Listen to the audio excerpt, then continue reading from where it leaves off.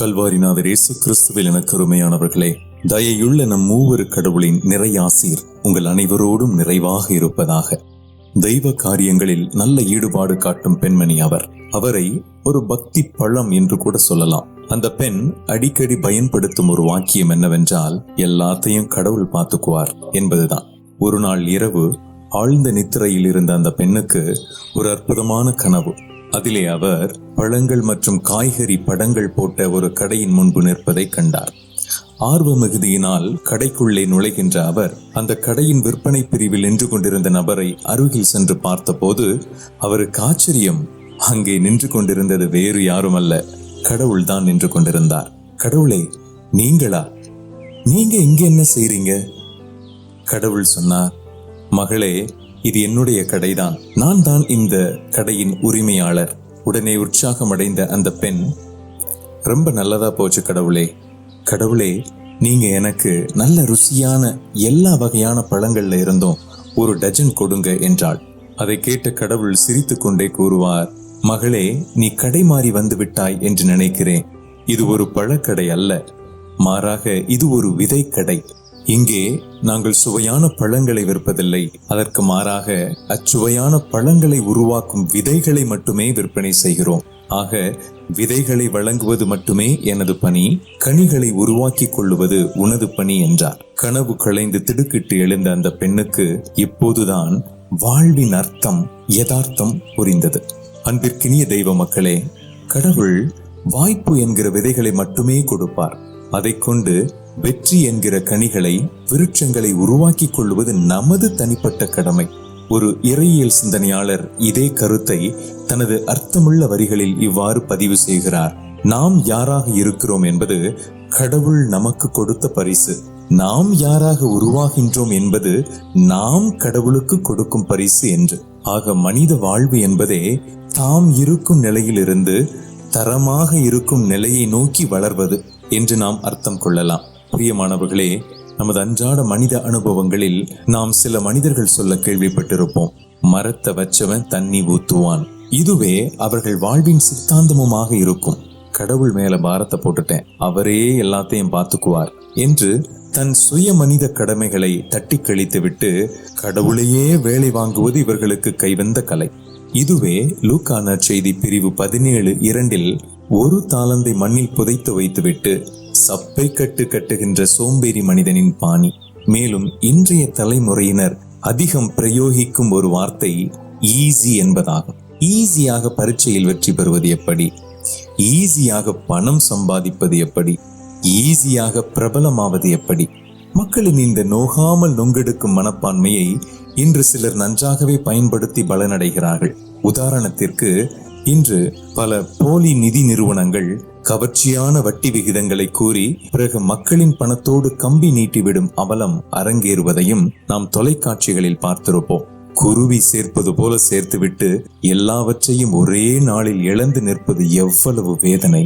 மக்களின் இந்த இலகுவாக இலக்கை எட்ட நினைக்கும் மனப்பான்மைக்கு ஆங்கிலத்திலே நயாகரா சிண்ட்ரோம் என்று சொல்லுவார்கள். ஆக ஈஸியாக வருபவை யாவும் இயல்பாகவே ஈஸியாகவே சென்று விடுபவை என்றால் அது மிகையாகாது. இன்றைய முதல் வாசகத்தில் இஸ்ராயேல் மக்கள் கடவுளுக்கும் மோசேவுக்கும் எதிராக முணுமுணுப்பதையும் திரண்டெழுவதையும் பார்க்கிறோம். இதுவே இம்மக்களின் நன்றி மறந்த கதை. முதலாவதாக அவர்கள் கடவுளுக்கு எதிராக முணுமுணுக்கிறார்கள். முகம் பார்த்து சொல்ல திராணி இல்லாதவர்கள் செய்வதுதான் இந்த முணுமுணுப்பு ஆகும். அதனுடைய தொடர்ச்சி தான் புறங்கூறுதல். இதை மனிதர்களுக்கு பின் பேசும் பின் புத்தி எனலாம்.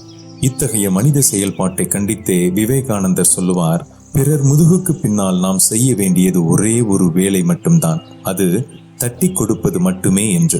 இரண்டாவதாக அவர்கள் எகிப்தின் பழம்பெருமையை பேசி கடவுளை நிந்திக்கிறார்கள். அதாவது அவர்களுடைய குறுகிய மனப்பாங்கு அன்று அடிமைத்தலையில் கிடைத்த அற்ப காரியங்களின் பொருட்டு கடவுள் செய்த அற்புதமான காரியங்களை எல்லாம் மறக்கடிக்க செய்து விடுகிறது.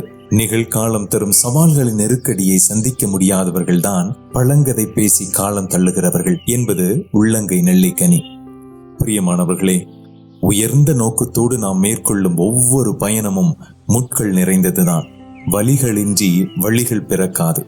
துவக்கத்தில் பால்வெளியில் உயிர் வாழ ஏதாவது கிடைத்தால் போதும் என்று அலைபாய்ந்து கொண்டிருந்த இஸ்ராயேல் மக்கள் இப்போது உடம்பில் கொஞ்சம் தெம்பு வந்தவுடன் வம்பு செய்ய ஆரம்பிக்கிறார்கள். துவக்கத்தில் பசிக்காக சாப்பாடு கேட்டுக் கொண்டிருந்தவர்கள் இப்போது ருசிக்காக சாப்பாடு கேட்டு நச்சரிக்க ஆரம்பிக்கிறார்கள். இங்கே நமக்கு ஒரு விஷயம் தெளிவாக விளங்குகிறது. அது என்னவென்றால், சாப்பாடு விஷயத்தில் கடவுளால் கூட யாரையும் திருப்திப்படுத்தவே முடியாது.